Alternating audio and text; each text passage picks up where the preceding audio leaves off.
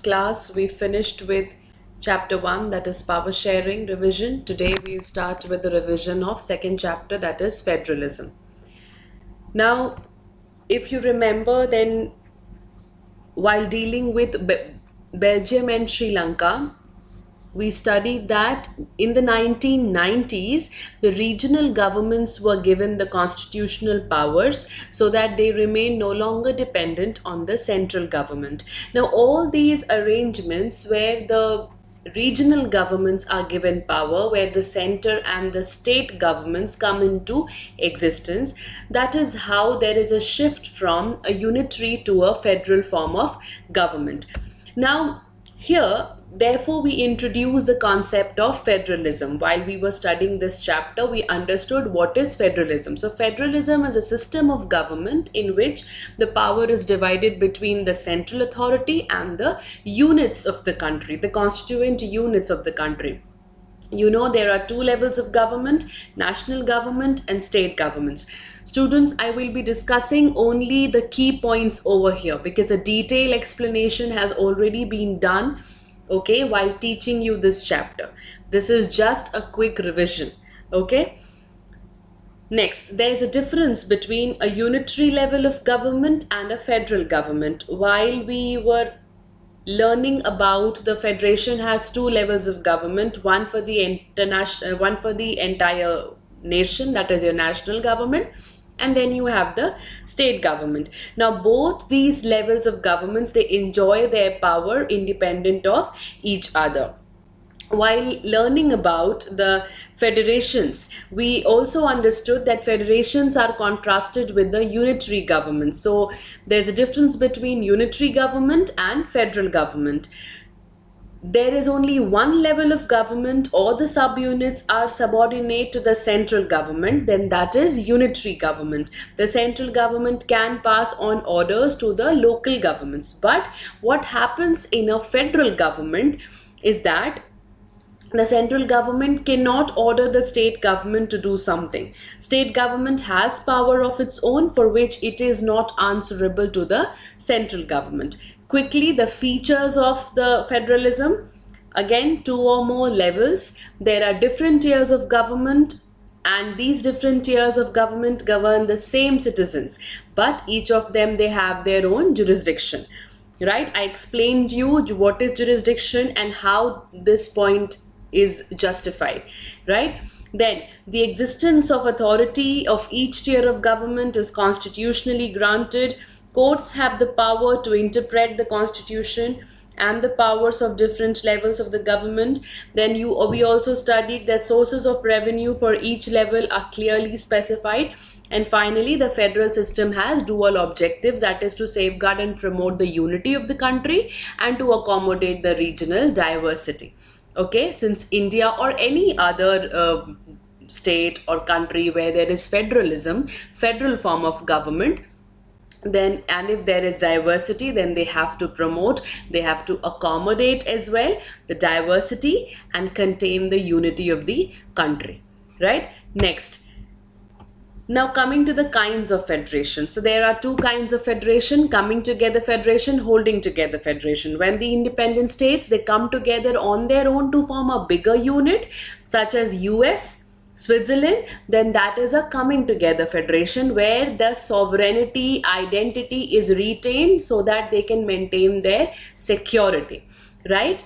The states within, they have usually equal power and they are strong vis-a-vis the federal government, okay?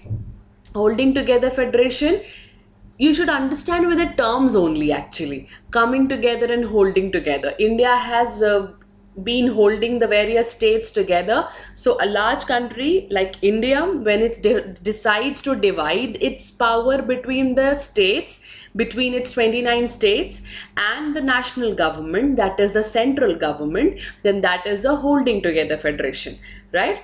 Some units are given special powers, and the different constituent units of the federation, they have unequal powers, right? Not each and every state has the same power, right?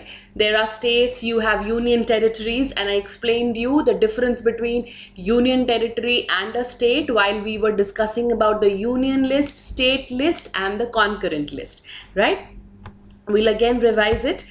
Okay, so how is India a federal country? Now, the history, what makes India a federal country?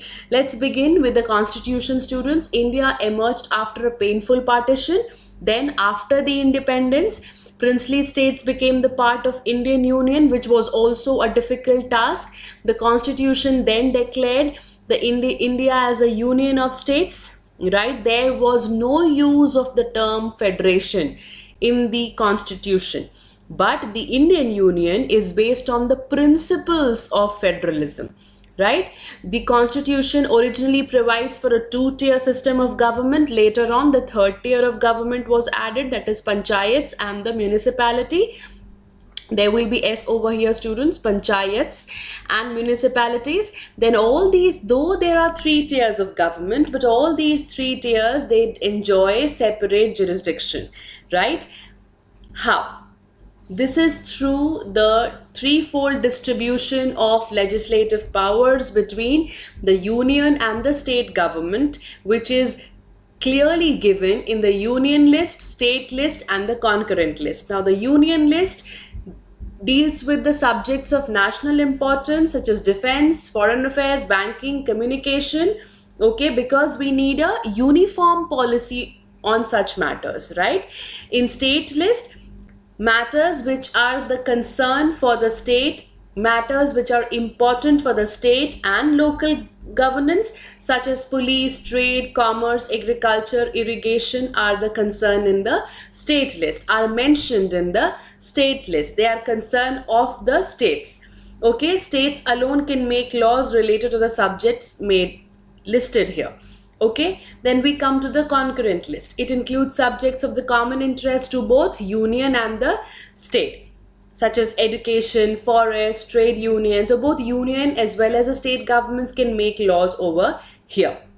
Right. Now, those which are not a part of either of these three, such as computers, softwares. So they are given into the they are termed as residuary subjects. And who can make laws on residuary subjects? It is a union government which has a power to legislate on the residuary subjects. Okay, now after this we come to the next part, that is your how to change the power sharing arrangement. Now this was explained to you. Let's just revise only that part of the process of amendment which is important for you, which you have to study, not the ones which are also there apart from the ones that is apart from the process that is mentioned over here. Okay, now before this, let's just discuss a bit about the union territories. Now there are some units of the Indian Union which enjoy very little power. These are the areas which are, number one, too small to become an independent state. Okay, and number two, they could not be which could not be merged with any of the existing states. And these are the areas such as Chandigarh, Lakshadweep, capital city of Delhi.